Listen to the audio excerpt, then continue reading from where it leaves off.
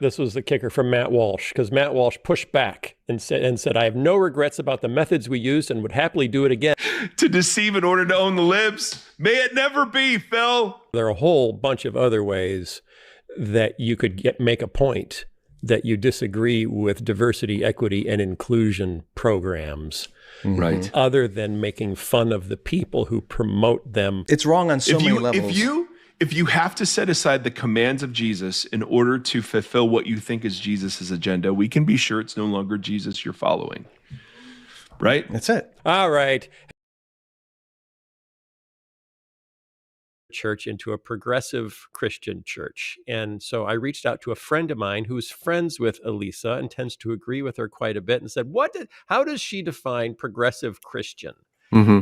And so he sent me to an article she wrote saying, this is what a progressive Christian is. A progressive Christian is someone who denies one or more of the following doctrines on this first list and then affirms one or more of the doctrines on this second list. Okay, you ready for this? Yeah, this sounds very precise. It's very precise. So denial, you will deny one or more of these things. The atonement, the biblical authority of Scripture, original sin, the deity of Jesus, the physical resurrection of Jesus, the virgin birth, the Trinity, or the sinlessness of Jesus. Okay? You will deny one or more of those things. So Not progressive. Yeah, I'm not progressive then. And you will affirm one or more of these things: LGBTQ relationships and LGBTQ marriage, universalism or universal reconciliation, the gospel of social justice and critical theory, pluralism, and pantheism, panentheism or perennialism. So you What have a to weird have list. you have to have one in each of those categories to be a progressive. Yeah. If you don't have one in each of those categories, you're not a progressive.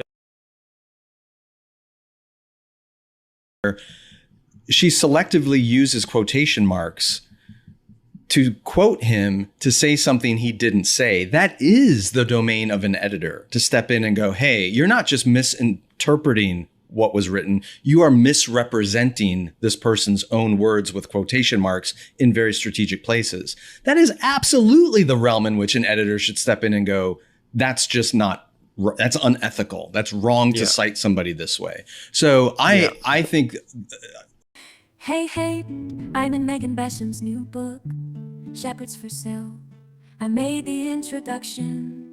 My sin, the reason I'm a leader, pimping their pulpits who claim that I started arguing for evangelicals to be more nuanced about abortion. I don't say anything even close to that. Abortion. I don't say anything even close to that.